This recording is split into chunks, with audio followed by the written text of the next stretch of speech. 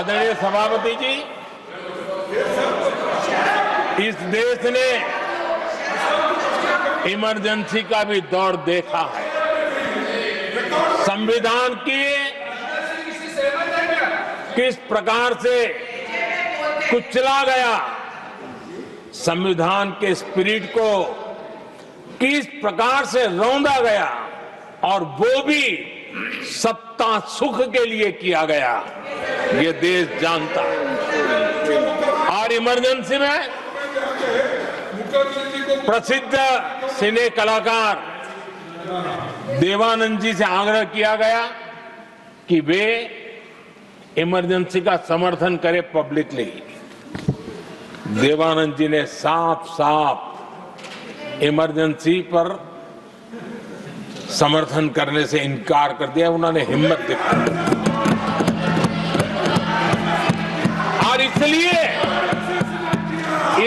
दूरदर्शन पर देवानंद जी की सभी फिल्मों को प्रतिबंधित कर दिया गया।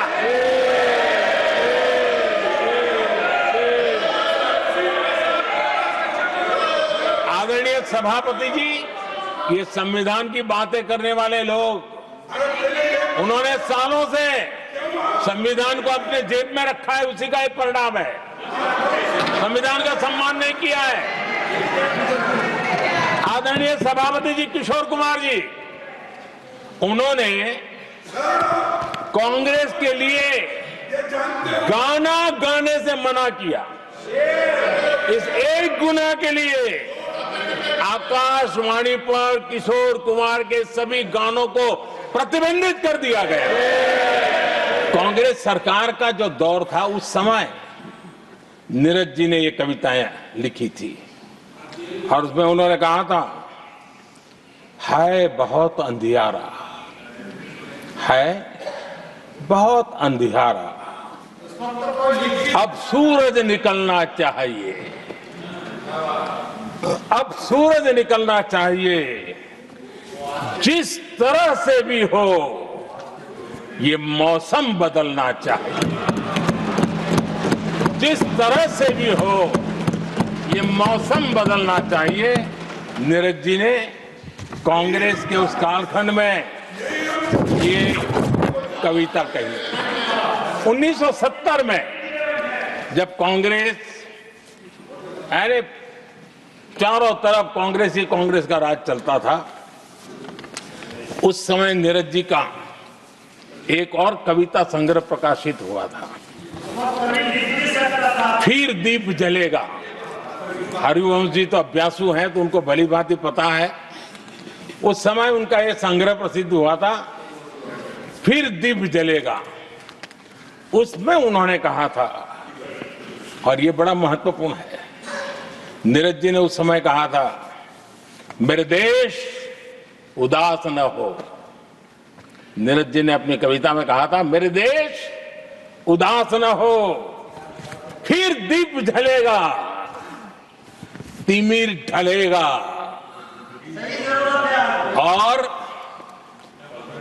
हमारा सद्भाग्य देखिए, हमारे प्रेरणा पुरुष अटल बिहारी वाजपेयी जी ने भी 40 साल पहले कहा था, सूरज निकलेगा, अंधेरा छटेगा, कमल खिलेगा। मैं इमरजेंसी के उन दिनों को भूल नहीं सकता, और शायद आज भी वो तस्वीरें मौजूद है। ये जो लोकतंत्र की बातें करते हैं, मानव गरिमा की बातें करते हैं, और बड़े बड़े भाषण देने के लिए शौकीन लोग हैं, आपातकाल में जॉर्ज फर्नांडिस समेत देश के महानुभावों को हथकड़ियां पहनाई गई थी, जंजीरों से बांधा गया था। संसद के सदस्य, देश के गणमान्य नेता, उनको हथकड़ियां और जंजीरों से बांधा गया था।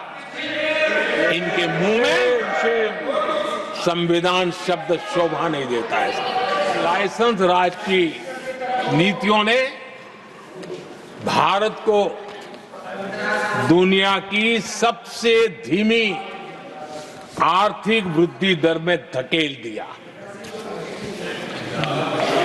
लेकिन क्या आप जानते हैं, इस कमजोर वृद्धि दर को, इस विफलता को दुनिया में किस नाम से कहने की शुरुआत हो गई? हिंदू रेट ऑफ ग्रोथ कहने लगे। एक समाज का पूरा अपमान, विफलता सरकार में बैठे हुए लोगों की, काम न करने के सामर्थ्य बैठे हुए लोगों का, समझ शक्ति का अभाव बैठे हुए लोगों का, दिन रात भ्रष्टाचार में डूबे हुए लोगों का, और गाली पड़ी एक बहुत बड़े समाज को, हिंदू ग्रेट ऑफ ग्रोथ। आदरणीय सभापति जी, शाही परिवार के आर्थिक कुप्रबंधन और गलत नीतियों के कारण पूरे समाज को दोषी ठहराया गया और दुनिया भर में बदनाम किया गया।